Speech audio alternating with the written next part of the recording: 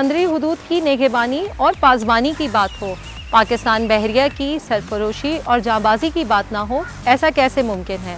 1964 में एक बहुत अच्छा प्लान बनाया गया।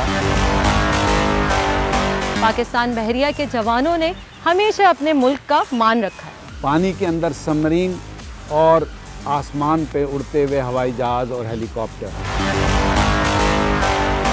और ये जो है ये हंगोर का मिसाइल सेक्शन है। ये इंतहाई ख़तरनाक लेकिन जुर्रतमंदाना हौसलामंद काम था। दुश्मन का ये ख्वाब कभी रहती दुनिया तक पूरा नहीं होगा। समंदरी हुदूद की निगहबानी और पासबानी की बात हो, पाकिस्तान बहरिया की सरफरोशी और जांबाजी की बात ना हो, ऐसा कैसे मुमकिन है? फहमीदे की डायरी में है आज 9 दिसंबर स्पेशल।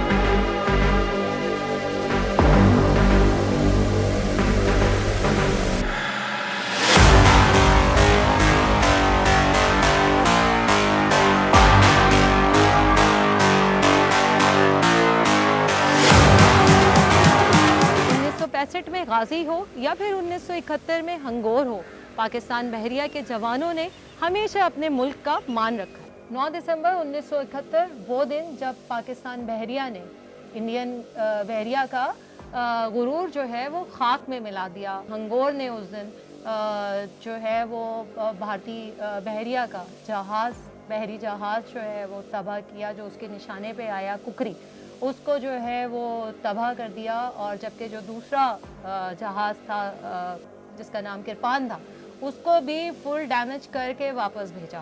तो ये पाकिस्तान बहरिया जिससे मोहतात रहना चाहिए आपको इंडिया। मैं इस वक्त उस जगह पे मौजूद हूँ जहाँ से भारतीय बहरिया का जहाज़ कुकरी तबाह किया गया था। और ये जो है ये हंगोर का मिसाइल सेक्शन है।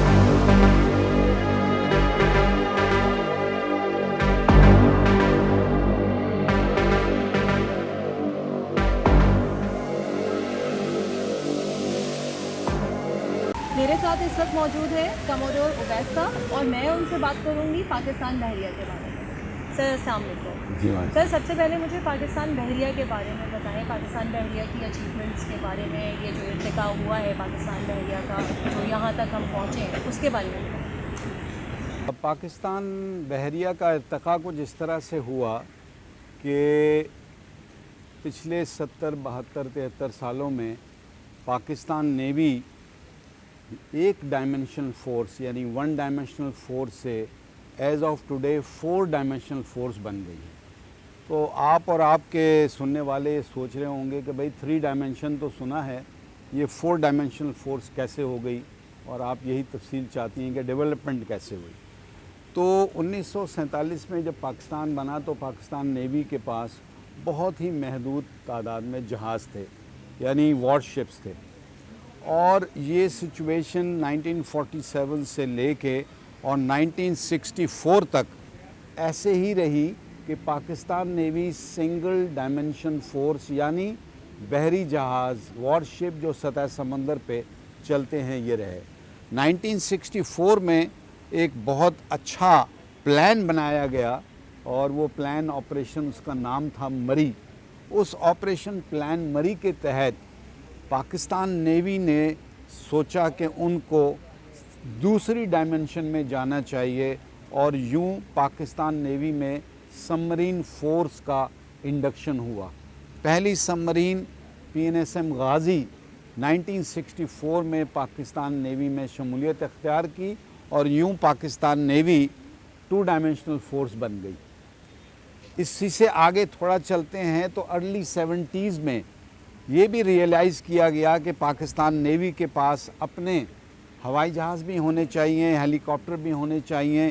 तो पाकिस्तान नेवी में अर्ली 70s में नेवल एविएशन आर्म की शमूलियत हुई और उससे पाकिस्तान नेवी 3 डायमेंशनल फोर्स बन गई, यानी सतह समंदर पे वॉरशिप, पानी के अंदर सबमरीन और आसमान पे उड़ते हुए हवाई जहाज़ और हेलीकॉप्टर। 1990 नवंबर 25 नवंबर को चौथी डायमेंशन का इजाफा हुआ और वो थी पाकिस्तान मरीन्स। पाकिस्तान मरीन्स को आप कह सकते हैं कि सी बोर्न इन्फेंट्री। तो ये एक ऐसी फोर्स है और बड़ी ही नुमायाँ है पूरी दुनिया में कि बहरिए पाकिस्तान नेवी का हिस्सा होते हुए वो हज़ारों स्क्वायर मुरबा किलोमीटर का इलाका अपने सिर क्रीक के सामने वो होल्डिंग फॉर्मेशन में हैं। आम तौर से आपने देखा है कि आर्मीज़ होती हैं जो ज़मीन के पास ज़मीन पर होती हैं, बैठी होती हैं अपने गन्स और तोपखाना और टैंक और वगैरह साथ।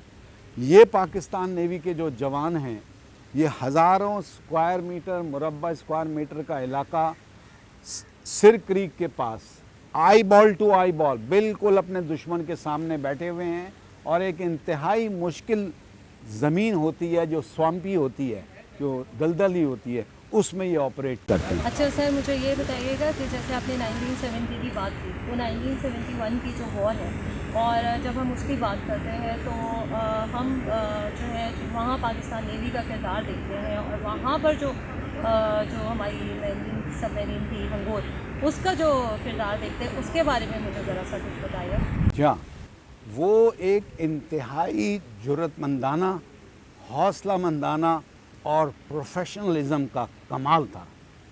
पाकिस्तान नेवी इस पूरे खित्ते में, ये मैं आपको बता दूं, इस पूरे साउथ ईस्ट एशिया के खित्ते में सबसे पुरानी और सबसे पहली सबमरीन फोर्स कायम करने की मुमताज़ हैसियत रखती है। जब हमने 1964 में सबमरीन का आम अपने यहाँ इंडक्ट किया तो इस पूरे इलाके including India, Iran, Bangladesh, Sri Lanka, इस पूरे इलाके में किसी के पास नहीं थी।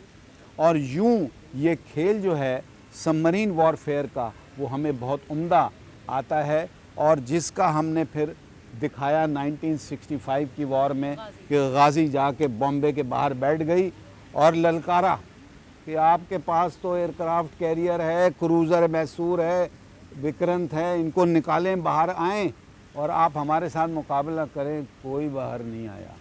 जब नहीं आया तो हमारे बहरी जहाज़ों ने, सरफेस शिप ने जाके दवारका को बम्बार्ड किया। अब बात आ गई हंगोर पे और 1971 में। हमारी सोच में, हमारी स्ट्रैटेजी में वही बात थी कि भाई हम अददी तौर से कम हैं मगर हमारा जज्बा ईमानी और जोश और वलवला इस कदर है कि हम हमेशा अपने से 3 से 4 गुना बड़ी फ़ौज से टकरा जाते हैं। और यही हुआ कि हमारी ये सबमरीन हंगोर जो थी वो 22 नवंबर को यहाँ से गई। आपको पता है 4 दिसंबर को जंग शुरू हुई थी और जाके बॉम्बे के बाहर बैठ गई और इसने बहुत सारी एक्टिविटी 4 दिसंबर से जंग शुरू होने से पहले देखी कि इसके पास, इसकी रेंज में इंडियन नेवी के जहाज़ हैं जिसको ये तबाह बर्बाद कर सकती है। कुकरी को तबाह किया? नहीं, वो 4 दिसंबर के बाद की बात है जब डिक्लेयर हो गई वॉर। तो इन्होंने, हंगोर के कमांडिंग ऑफिसर ने उस वक्त जो कमांडर अहमद तस्नीम से, उस मर्द मोमिन ने कहा कि मुझे इजाज़त दो तो मैं इन सब को टिका दूँ। उन्होंने कहा अभी जंग डिक्लेयर नहीं हुई है। तो 4 दिसंबर को जब जंग डिक्लेयर हुई तो ये सबमरीन यहाँ से 200 मील दूर तकरीबन, इंडिया के पानी के तकरीबन 25 मील से करीब, वहाँ पर इसने उन जहाज़ों को ललकारा जिनका नाम था INS कुकरी और INS किरपान। ये वो जहाज़ थे जो इंडिया ने एक्वायर किए थे ख़ास तौर से सबमरीन को किल करने के लिए। इनको कहते हैं एंटी सबमरीन फ्रिगेट्स, जिनका बुनियादी काम ही ये होता है कि सबमरीन को ढूंढें और उसको मारें।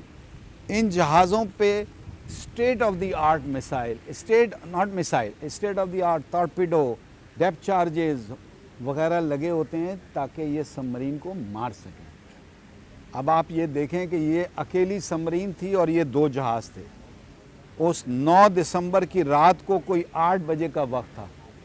इस सबमरीन ने 2 टॉर्पीडो मारे इन जहाज़ों पे और उसके बाद वो दोनों जो टॉर्पीडो थे वो उन्होंने उस जहाज़ को किरपान को डैमेज किया और किरपान वहाँ से मैदान छोड़ के भाग निकला।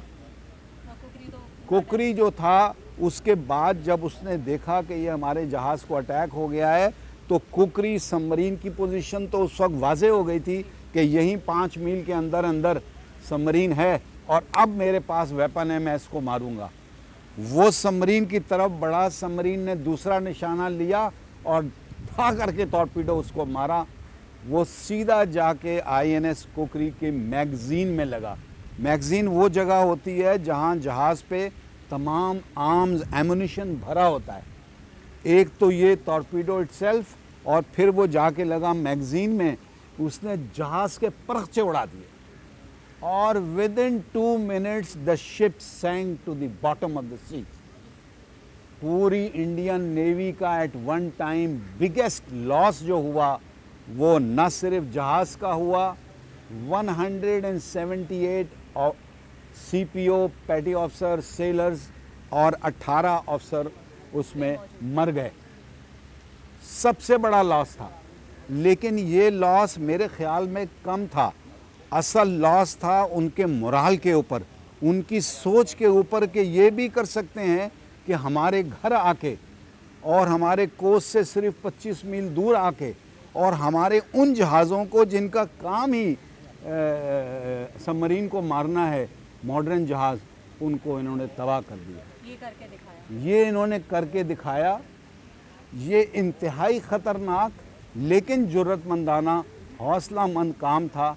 चूँकि ये बात जहन में रखें और आपके मैं सुनने वालों को भी ये बताना चाहता हूँ, दुनिया में जहाँ कहीं भी सबमरीन की पोजीशन वाज़े हो जाए फिर वो सबमरीन के 99% चांसेस बचने के नहीं होते। तो यहाँ पर ये सूरत हाल थी कि जब 2 टॉर्पीडो मार के एक और इसी के साथ जहाज़ था किरपान, अपनी पोजीशन डिक्लेयर हो गई थी, तो वहाँ से जो दुनियावी टैक्टिक्स और स्ट्रेटजी कहती है वो कहती है यहाँ से निकलो। लेकिन हमारे तो शेर गए थे कफर बांध के, उन्होंने सोचा नो सेकंड चांस, दूसरे को भी यहीं पर ही दफन करके जाएंगे। और ये बस पाकिस्तान नेवी ही कर सकती है। तो ये आपको मैं बता दूं कि पिछले 75 साल में पूरी दुनिया में पाकिस्तान नेवी की वाहिद ये सबमरीन है जो हंगोर जिसका नाम है, उसने दुश्मन के वॉरशिप को तबाह किया। आज तक 75 साल का ये रिकॉर्ड कायम है। सेकेंड वर्ल्ड वॉर के बाद किसी कन्वेंशनल सबमरीन ने किसी दुश्मन के वॉरशिप को नहीं मारा, एक्सेप्ट वो फॉकलैंड में हुआ था, वो एक न्यूक्लियर सबमरीन थी यूके की। तो मैं इस वक्त एक लफ्ज़ उधार लेना चाहता हूँ कमांडिंग ऑफिसर के, जिनका जो कहना था वो ये था कि मेरे नज़दीक दुश्मन के जहाज़ों को मारना बहुत आसान था, लेकिन उसके बाद वहाँ से बच निकलना सिर्फ मुसम्मम इरादे और वहाँ के लोगों का जज्बा कुर्बानी, जिसमें उन्होंने कहा कि हम निकलेंगे और निकल के दिखाया। इंडियन नेवी ने इस अटैक के बाद, जिसमें उनके जहाज़ को डुबो दिया गया, दूसरे को डैमेज कर दिया गया, उनके हवाई जहाज़, उनके हेलीकॉप्टर, यानी जिसमें ASW सीकिंग थे, जिसमें अलीज़े एयरक्राफ्ट थे, जिसमें सुपर कॉन्स्टेलेशन थे, इन्होंने 156 डेप्थ चार्जेस उस जगह पे या उसके साथ के इलाके पे मारे कि सबमरीन को तबाह कर दें। लेकिन नहीं कर सकते। एक डेप्थ चार्ज, जो ये ऐसा लफ्ज़ है जो हर आदमी को नहीं पता, वो कहता है ये उबैदुल्ला साहब आप ये अल्फाज इस्तेमाल करते हैं, समझ तो कुछ आया नहीं। मैं आम फहम बात बता दूं कि एक डेप्थ चार्ज को समझने के एक बॉम्ब है, और क्या वज़न है एक बॉम्ब का? 200 kg, 200 kg का एक बॉम्ब है। 156 ऐसे बॉम्ब उस सबमरीन पे गिराए गए, मगर ये शेर का बच्चा अपनी टैक्टिस इस्तेमाल करते हुए, अपना एक प्लान इस्तेमाल करते हुए खैर ऑफियत से 18 दिसंबर को पाकिस्तान वापस आया और चीफ ऑफ नेवल स्टाफ साहब वहाँ खड़े थे और क्या इस्तकबाल हुआ। और सारी दुनिया ज़िंदगी भर याद रखेगी कि पाकिस्तान नेवी की सबमरीन है कि जिसने सेकेंड वर्ल्ड वॉर के बाद एक ही पहला जहाज़ है वॉरशिप, वो इंडिया का जो हमने मारा। शुक्रिया सर। पाकिस्तान बहरिया ने हमेशा वतन की लाज रखी है, दुश्मन को कभी समुद्री हुदूद क्रॉस करने नहीं दी। दुश्मन का ये ख्वाब कभी रहती दुनिया तक पूरा नहीं होगा। फहमीदा की डायरी में ये था 9 दिसंबर स्पेशल।